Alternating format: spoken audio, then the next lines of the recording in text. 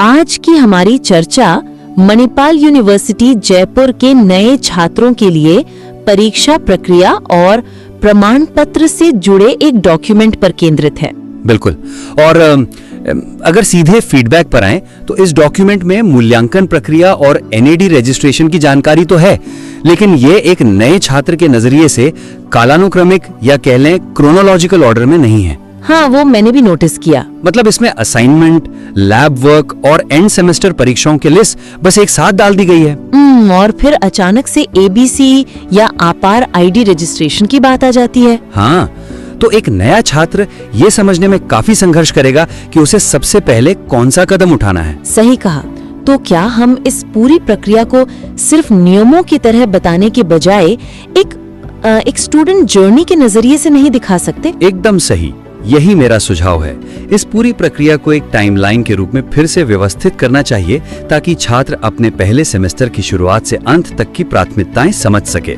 अच्छा, तो मतलब इसे अलग अलग फेजेस या चरणों में बांटना सही रहेगा? बिल्कुल। जैसे आप इसे इस तरह बांट सकते हैं कि चरण 1 सेमेस्टर की शुरुआत, जिसमें एनएडी या एबीसी आईडी के लिए आधार रजिस्ट्रेशन शामिल हो। और फिर चरण 2 जो सेमेस्टर के बीच का समय होगा। हाँ, जहां आप क्लास टेस्ट, क्विज और निरंतर मूल्यांकन की बात कर सकते हैं।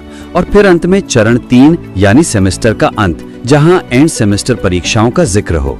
ये तो काफी लॉजिकल लग रहा है। एक नया बच्चा आराम से समझ जाएगा। हाँ, अब इसके बाद परीक्षा प्रक्रिया की टाइमलाइन समझने पर छात्रों को अक्सर मदद की जरूरत होती है, लेकिन वर्तमान में प्रमाण पत्र अनुरोध और संपर्क सूची की जानकारी बहुत ज्यादा विस्तृत होने के बावजूद विशिष्ट छात्र समस्याओं से जुड़ी हुई नहीं है। मैंने देखा थी इसमें नो ड्यूज क्लियरेंस और वो 300, 600 और 1500 रुपए के अलग अलग कुरियर शुल्क का जिक्र है। और साथ ही दर्जनों अधिकारियों जैसे सीओई या प्रोसेस एसोसिएट्स के एक्सटेंशन और ईमेल भी एक साथ दे दिए गए हैं। ये तो मतलब किसी भी नए छात्र के लिए बहुत डरावना हो सकता है। ये वैसा ही है जैसे एक बहुत बड़ी लाइब्रेरी में आप बिना इंडेक्स के कोई किताब ढूंढ रहे हो। बिल्कुल सटीक उदाहरण दिया आपने। इतनी सारी जानकारी कॉग्निटिव ओवरलोड पैदा करती है।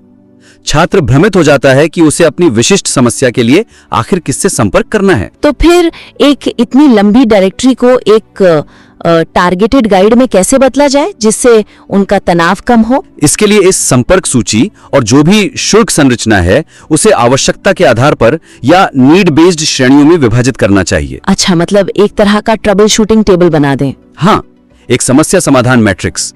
आप एक साफ इफ देन तालिका बना सकते हैं। इफ देन मतलब अगर ये समस्या है तो ये समाधान। एकदम सही। उदाहरण के लिए, अगर आपको प्रमाण पत्र प्रेषण के लिए भुगतान रसीद भेजनी है तो सीधा exam.store@jaipur.manipal.edu पर ईमेल करें।